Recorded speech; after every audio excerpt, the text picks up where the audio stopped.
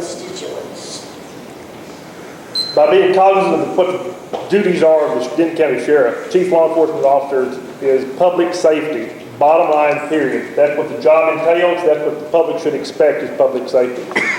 We address that, and I address that by being cognizant of what we need to get done. One, we have to address drug issue, which entails other crimes, burglaries, thefts, and various other things. We've got an award-winning narcotics unit. The other thing is employees. We have almost 600 employees. Our employee base is very large. We've had an in-house academy, and for 4 academies for the last 5 years, we graduated over 100 detention officers that became peace officers to work with our office as well as other agencies in the county. So by raising the level of professionalism, I think that we represent the constituents much better. Thank you.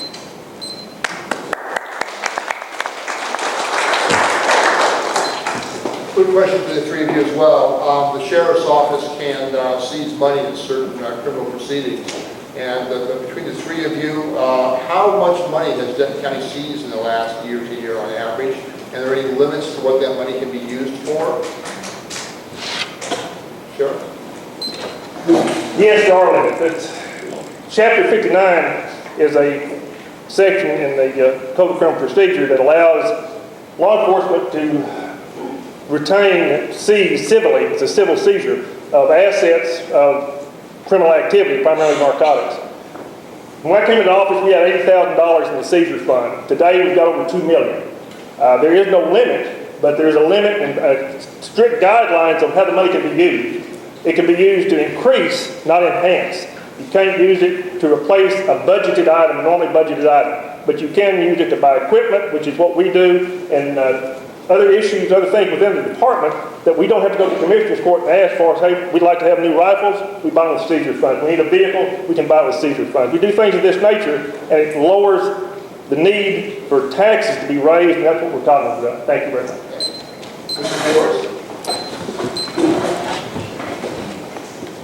Just how my fellow colleague had explained, basically there are strict guidelines to seizure funds. But what I like to do as well is open that line of communication so that citizens know exactly what we're using that money for. So there's no question or any suspicion of it being misused as such. I think we should be held accountable, and when using such funds like that, basically the citizens know how much is being used, what is being purchased for, because it's a huge responsibility, because inadvertently, if you misuse it, then even the sheriff or the department can get in some major troubles on that. Thank you. My name is Will Travis once again. I love that question because that's where I came from, the Drug Enforcement Administration. That was our job. We took the narcotic traffickers' money civilly and we put them in jail criminally. That was our job, and that's going to carry on through this particular job here. It's very important that we hit that hard out there on our highways. Our highway needs to be worked very, very strictly to make sure that we seize as much and bring that money back to us, back to Denton County. I'm not talking about money from the task force, not money from something else. I'm talking about our own money that comes back to us. Another way I want to do is I'm real big into making sure that our child pedophiles are knocked down a notch. I'm real big into that. So I want to go into seizing more of their property, more of their assets, because that's, instead of arresting them, I want to hit them civilly too. Thank you so much. Now sit down, because you'll start this question. Oh, okay. Do you think the K-9 unit is effective in illegal drug control? Oh, yes, ma'am. What the K-9 unit does is it goes out, and obviously when you call to get a car search or something like that to obtain additional information, get a search warrant on it, you're going to bring the dog out. If the guy's not being cooperative with you, that person meets several characteristics and it leads you to believe that he might be transporting narcotics and or proceeds. Yes, I think it is a very effective tool. I think it needs to be picked up. I think we need more dogs. Right now we currently have 1 dog. We need an in excess of 4 dogs because we're going to get into the schools. We're going to get into other ways to use those dogs and just on the highway and make them do the maximum output that they possibly can. Thank you. I'm next. Okay. I'm a firm believer in the K-9 unit because it's actually could be used for various other stuff, such as drugs. When a police officer suspects that they may be transporting drugs, K-9 is called upon to do the search, which gives them the probable cause to get into the car and even search more. Also, it can be used as such as a great PR tool, especially when you're working with children and the elderly and events and stuff, that people are explaining this is the use of the dog, that they understand that we're investing money wisely. I agree, we only have one K-9 unit for the whole county, and our county is very big. We need more K-9 units. I know Round Rock, they've had numerous K-9 officers which concentrates on the highways, such as drug and addiction stops and such stuff like that. But K-9, they're very useful. They can also, they've been known to save officers' lives, and by searching buildings, even searching missing children, such stuff like that, they can be cross-trained for other uses in law enforcement. Thank you.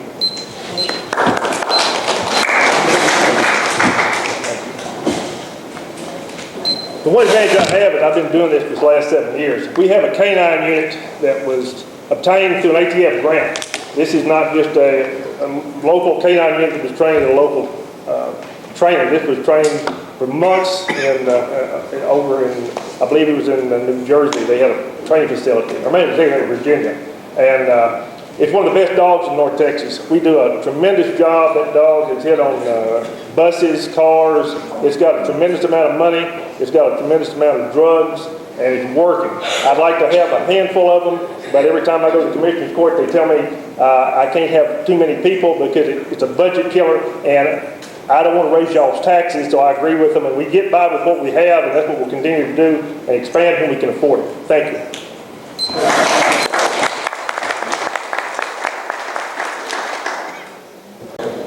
Maricopa County, Arizona, the sheriff there is facing some charges from the federal government for the way he runs his county jail and some of the programs he's instituted. What are your thoughts on that, and what kind of impact do you think that might have down the road for Denton County? Mr. Forrest, I'll start with Mr. Forrest. So which county? I don't understand. Maricopa County, Arizona. Is that Sheriff Jones' place? Yes. Okay.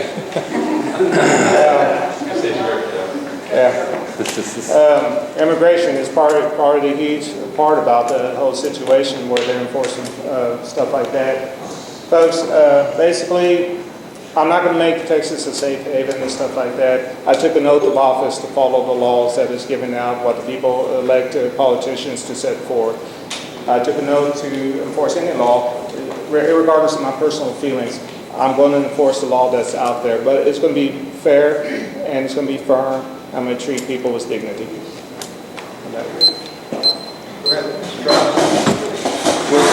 That guy's my hero. That guy, anybody who can make convicts get out there wearing pink and put them all underneath a tent and let his county commissioners let him do that, they're my heroes. That's great. Over here, it's done just a little bit differently. We do keep them behind bars. We do keep them in a safer environment and everything. But the guy's just he's done a tremendous job with what he has. He's just not afforded the taxpayer money we have just because of the problems he has. We in our jail now, we currently house a little over 200 ICE prisoners that are either on hold or in our jail, which are immigration prisoners. And they, it's just a strain, but they do the very best they can, and I'm a very, very good opponent of that guy. Thank you so much. Sheriff Joe's a character, and I like characters, but I also don't like to get sued, because if I get sued, it's your money, and that's not any fun. We have a different federal judge in this part of the world, so we have to operate on differently. But as far as immigration question, which is, I think what this leans toward, is that we have ICE agents in our jail that check individuals as they come in. And if they come in, they put holes on them immediately. So we don't have to go out and search for them and check them. When they bring them to the jail, we're checking them right then. A lot of them are repeat offenders, just like the criminals are. And if they're criminal alien, then we got a hold on them, they go back through the system. If they've been up here, they've been magistrate before, that's an automatic 5-year term in the federal prison. So we've got a good system in place to deal with the illegal alien and the criminal alien problem as they come through the jail, which is what we have purview over. And again, I love Joe, I just don't like getting sued. Thank you.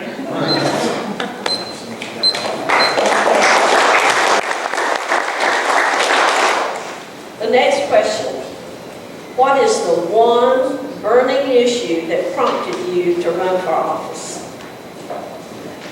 Mr. Travis, start, please. I don't have just one. There's tons of them. The most one is that crime is up, and I want to be out there for you. I want to make that. I want to be in a position to not be solving crime. I want to be harder on crime, like I said. I want to chase the crooks, the burglars, and everything we've got in our county. I want to take the warrant list that we have 1,200 of, and that's just walking around in Denton County. I want to go chase those guys myself. I think that's very important. And it's just, crime is just, it's on the rise, and it is because we have such an increase in the way everything's grown toward Denton County and everything. I mean, we are the 5th largest county in the U.S. growing wise, so we need to meet those demands, but we've got to get tougher on crime. Thank you. That's a tough question. I spent over 20 years with the Denton Police Department. In 1904, actually 03, the race was opened up. The incumbent Sheriff Lucas wasn't running again. I knew a lot of people over the sheriff's office because I've been in the business for 20 years. There was a tremendous lack of training over there, and the employee base is the biggest expense that you've got in the jail. You pay these people every 2 weeks. They should be taken care of. They should be afforded opportunities and taken care of like an asset. You don't just misuse an asset.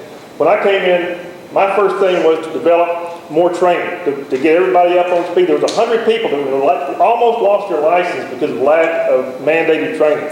We got that taken care of. We instituted a part-time academy so the employees that were in detention that wanted to be peace officers had an opportunity to do that and to raise the level of professionalism. And that's what I'm most proud of. That's what I wanted to accomplish. That's what drove me into this. That's what keeps me here. Thank you very much.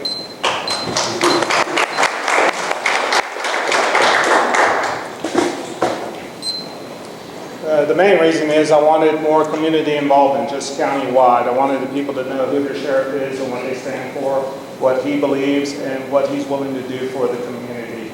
I think I'm the type of person that can get that support from the community because I believe in working as a team work effort.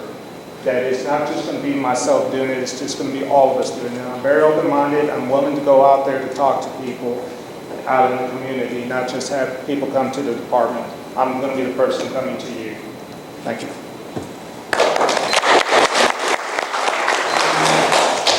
Okay, one last question here before we go out. This question sort of involves some newspaper articles from a long time ago, Mr. Travis, back in 2000, concerning your job performance with 2 other agencies you were with. And the question from the audience is, have you ever been dismissed from a job? And the other question we had was, how does that impact, because you've run for sheriff before, and our current sheriff is running for re-election as well. So, past job performance, how does that affect your standing to run for sheriff now? Mr. Travis? None whatsoever.